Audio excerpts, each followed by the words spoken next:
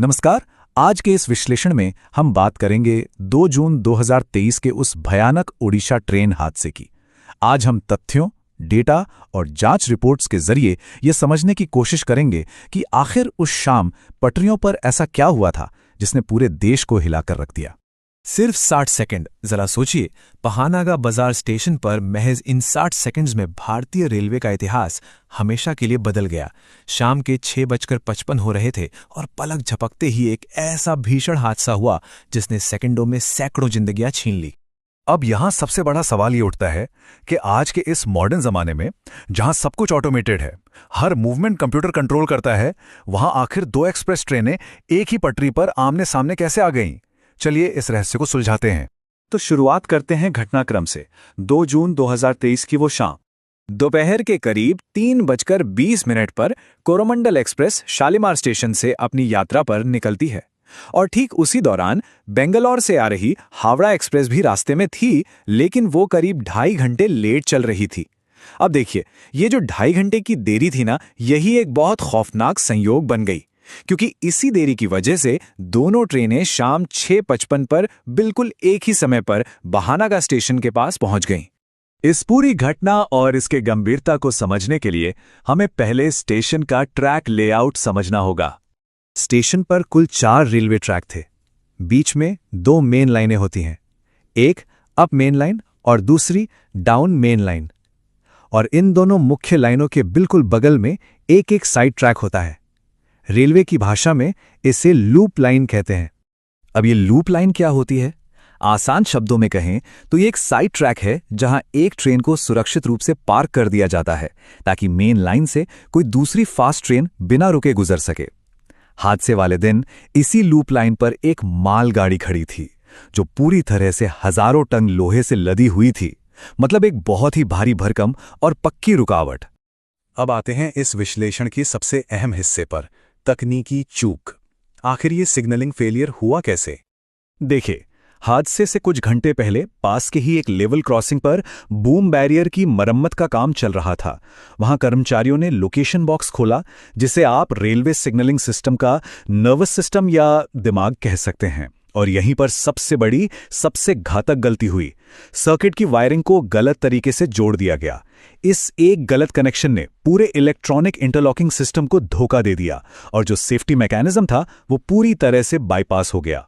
Safety system bypass होने का नतीजा एक बेहद जानलेवा कंफ्यूजन था।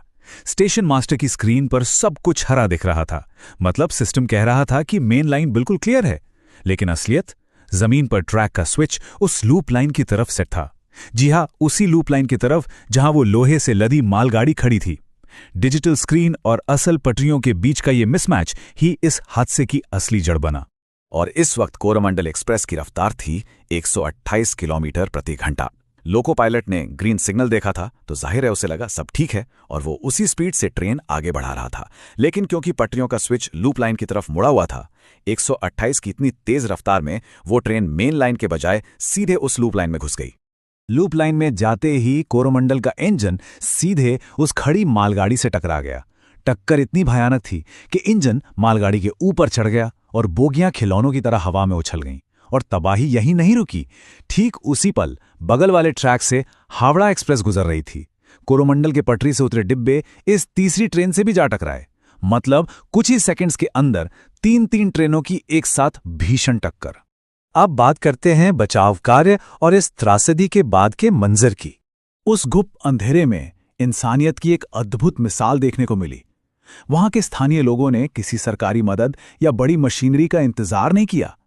उन्होंने अपने मोबाइल की टॉर्च जलाई और बिना डरे मलबे में दबे लोगों को बचाने दौड़ पड़े। और सिर्फ इतना ही नहीं, उस एक रात में अस्पतालों में करीब 500 यूनिट खून डोनेट किया गया। लेकिन इस त्रासदी की असल कीमत बहुत भारी थी। सरकारी आंकड़ों के अनुसार 296 लोगों ने अपनी जान गंवा दी। 296 जिंदगियां जो कभी लौटकर अपने घर नहीं जा सकीं। और सिर्फ मौतें ही नहीं, 1200 से ज्यादा लोग इस भयानक हादसे में गंभीर रूप से घायल हुए। लोहे के कोच एक दूसरे में ऐसे पिचक गए थे कि उनमें से घायलों को जिंदा बाहर निकालना अपने आप में एक बहुत बड़ा और मुश्किल काम था। अब बात करते हैं जवाबदेही और भविष्य की सुरक्षा की। जांच एजेंसियों ने यह बिल्कुल साफ कर दिया कि इसे सिर्फ एक तकनीकी खराबी नहीं माना जा सकता। सीबीआई और रेलवे सेफ्टी कमिश्नर की रिपोर्ट ने इसे स्पष्ट रूप से क्रिमिनल नेग्लिजेंस यानी घोर मानवीय लापरवाही बताया। किसी मशीन ने नहीं बल्कि इंसानों की एक छोटी सी चूक ने इतनी बड़ी तबाही की पटकथा लिखी थी। इसके बाद जवाबदेही तय की गई और 3 रेलवे कर्मचारियों को गिरफ्तार किया गया। उन पर गैर इरादतन हत्या का केस दर्ज हुआ। ये उसी लोकेशन बॉक्स की गलत वायरिंग और उसी बाईपास किए गए सिग्नलिंग सिस्टम की जिम्मेदारी थी जिसके बारे में हमने अभी बात की। तो अंत में ये पूरी घटना हमें एक बहुत गहरे सवाल पर छोड़ जाती है। जब तक हमारे बुनियादी सिस्टम और उन्हें चलाने वाले लोग जीरो एरर हासिल नहीं कर लेते, क्या सिर्फ नई और एडवांस टेक्नोलॉजी हमें पटरियों पर पूरी तरह सुरक्षित रख सकती है?